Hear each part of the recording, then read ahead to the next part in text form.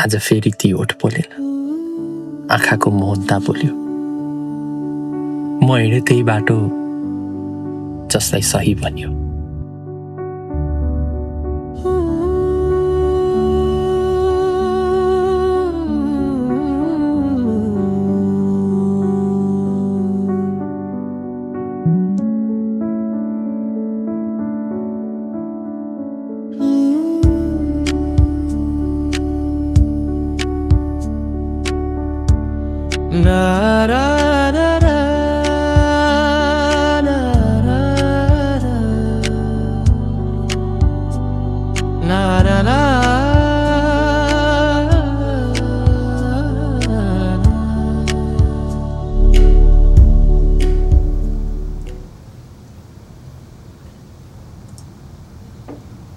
के हो खतरा हानिरहेछस् त?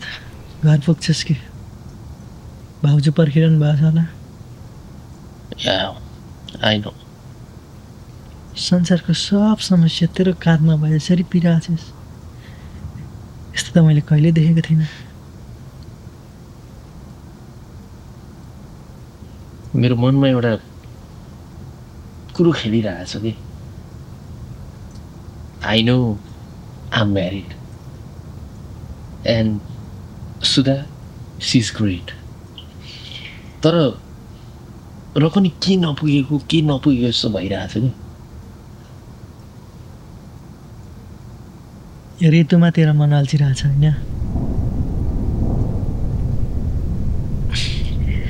मैले भनेको थिएँ मम ड्याडलाई सोधेर डिसिजन लिई भनेर। सोधेको भए के जान्थ्यो भन् त? तेरो अन्दाजमा चलिस् होइन? एकचोटि भेटेर त हेर, पर्फेक्ट छिन् तिम्रो लागि अनि हाम्रो लागि पनि। हेर त, उसको नाम सुधा, राम्री छैनन् त? ओइ, कहिलेसम्म इग्नोर गर्छस्? भन्दै तँलाई ऋतु मनपर्छ भनेर। हो, ऊ अलिक फरक छिन् तेरो प्यारेन्टले चाहे भन्दा, तर तेरो लागि त ठिक छिन् नि। के थाहा, सुधा पनि आमाले भने जस्तै छिन् कि अरू जस्तै समाजको अगाडि एउटा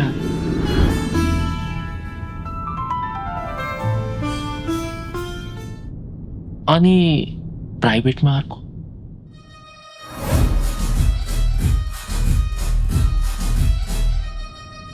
ए ऋतु त्यस्तो छैनन् होला, तेरो प्यारेन्टले सोचे जस्तो नहोले, but she is not fake. नडर आज भन्दै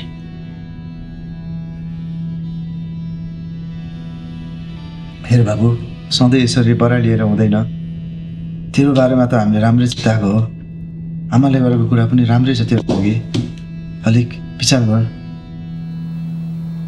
म डराएको थिएँ यार। यु नो, मेरो बाबा आमाले नभने पनि मलाई थाहा थियो कि उहाँले के चाहनुहुन्थ्यो।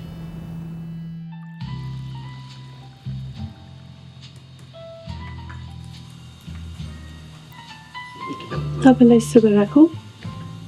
ब्ल्याक कफी तितो हुँदैन। Darsan, you've been staring at that coffee for a while now. Ke khojiracho? It's just coffee.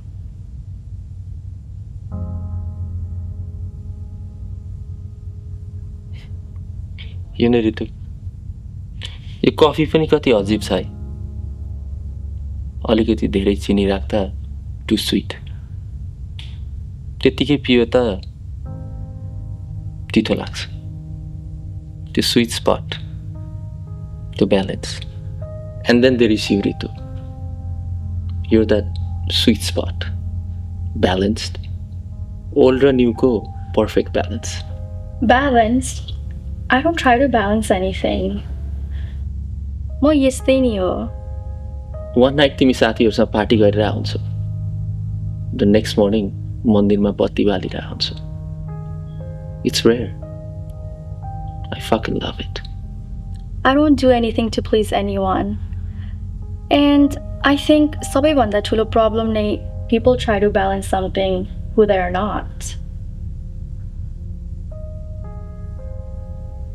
यदि मेरो बसमा भइदियो भए नि,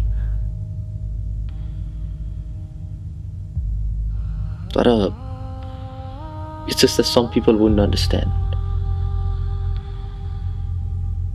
यो सबैले बुझ्दैन. मैले तपाईँको फ्यामिलीको बारेमा धेरै कुराहरू सुनेको छु. कति धेरै ह्याप्पी फ्यामिली है, समाजमा नाम इज्जत भएको. मलाई थाहा छ आन्टी अङ्कलहरूले तपाईँबाट के चाहनुहुन्छ. मलाई थाहा छ तिमी कस्तो पार्टनर चाहन्छौ भनेर. And I completely understand तिम्रो पेरेन्ट्सले पनि कस्तो पार्टनर चाहनुहुन्छ भनेर. You fear your choice is gonna hurt your parents. Don't you? Darshan, the real question is तिमीलाई कस्तो जिन्दगी जिनु छ. तिमी जो हो त्यो भएर कि यो समाजको लागि. तर तपाईँ चाहिँ के चाहनुहुन्छ दर्शन? थाहा छैन म के चाहन्छु. Am I really choosing or just settling for what's easy?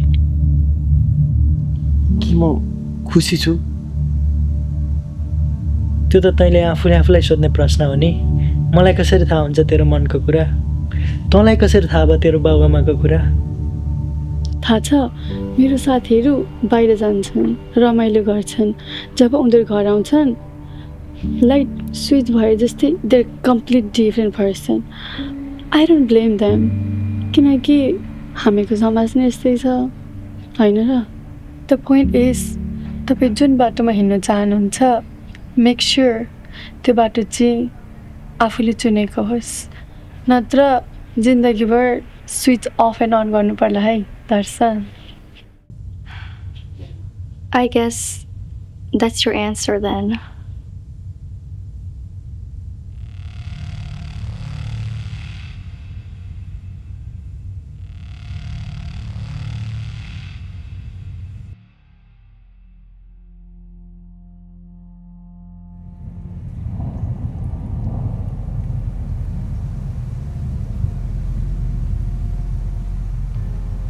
You know, समाजमा कति कुरो भनिँदैन नि, र पनि थाहा हुन्छ नि वाट्स एक्सपेक्टेड.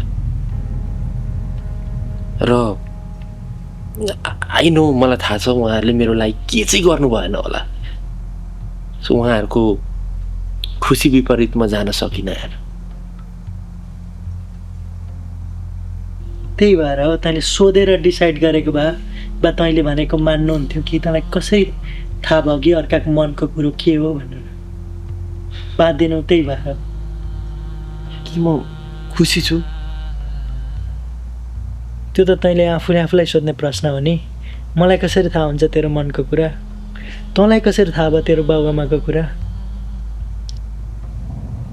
अब जन्जालमा अल्झिनुभन्दा अगाडि कसरी बढ्ने भन्ने सोच.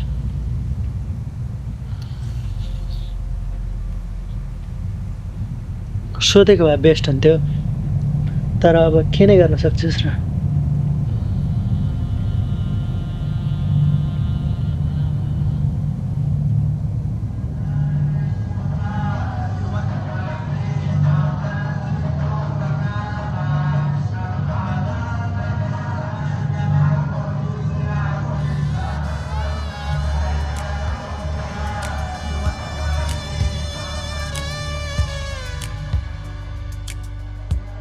ह्याप्पी एनिभर्सरी छोरा.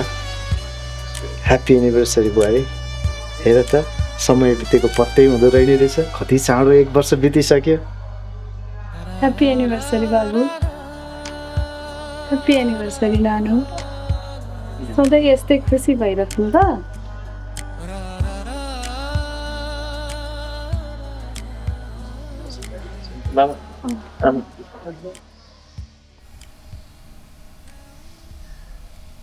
यदि आज सुधाको ठाउँमा अरू कोही भइदिए भए तपाईँहरू यत्तिकै खुसी हुनुहुन्थ्यो. के भनेको छोरा तिमीले यस्तो? होइन, कोही कोही बेला यसो मनमा प्रश्नहरू मात्रै उठ्छ। कोही ऊभन्दा अलिक फरक, अलिकति मोडर्न, अलिअलि ट्रेडिसनल, धर्मकर्म पनि अलिअलि गर्ने, अनि यसो बाहिर साथीभाइसँग रमाइलो पनि गर्ने। यु नो, सुधाभन्दा अलिक फरक। के तपाईँहरू स्वीकार्नुहुन्थ्यो?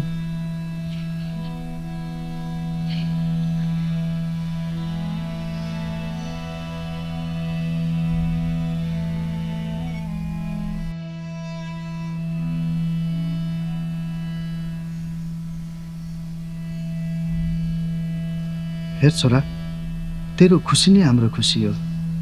तँ खुसी हुँदा त हामी खुसी हुन्छौँ। तँ जो भन्थिस् हामी हाँसी हाँसी स्वीकार्थ्यौँ, होइन? हो छोरा, तिम्रो खुसी नै हाम्रो खुसी हो। के तिमी खुसी छैनौ र? आज फेरि ती ओठ बोलेन, आँखाको मोहनता बोल्यो। हेर बाबु, हरेक परिवारको जग भनेकै त्यो परिवारको संस्कारले बनेको हुन्छ। हामी 7 समुद्र पारी आएर यो बिरानो देशमा आएर पनि यो संस्कारलाई जोगाइरहेको छौँ। मलाई विश्वास छ, तेरी आमालाई पनि विश्वास छ, तैँले यो संस्कार जोगाउनेछस्। जब उनीहरू घर आउँछन् लाइट स्विच भए जस्तै they're complete different person. The real question is, तिमीलाई कस्तो जिन्दगी जिनु छ? तिमी जो हो त्यो भएर कि यो समाजको लागि? तेरो भलै चिताउँछ है बाबु हामी। मम्मीको कुरा पनि सुन। तिम्रो बाबाको पुरानो साथीको छोरी, राम्रो फ्यामिलीबाट हुन्। म हिँडेँ त्यही बाटो जसलाई सही भन्यो।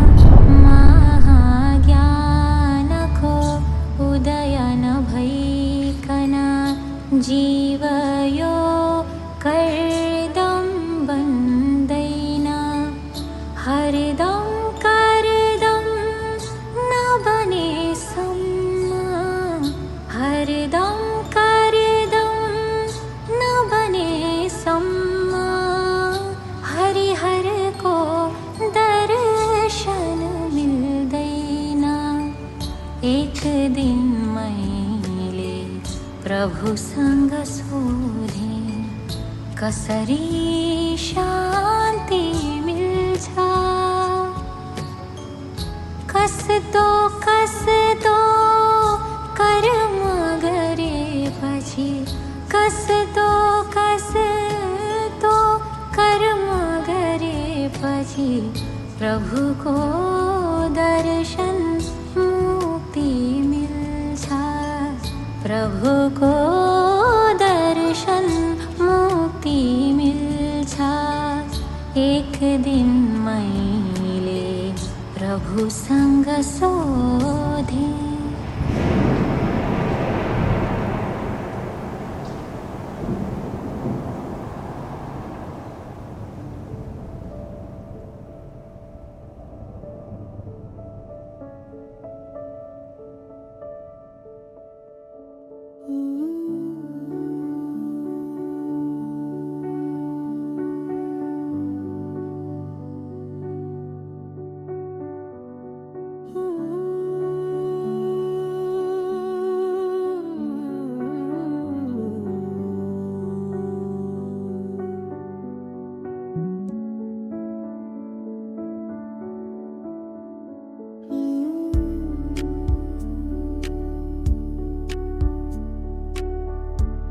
ना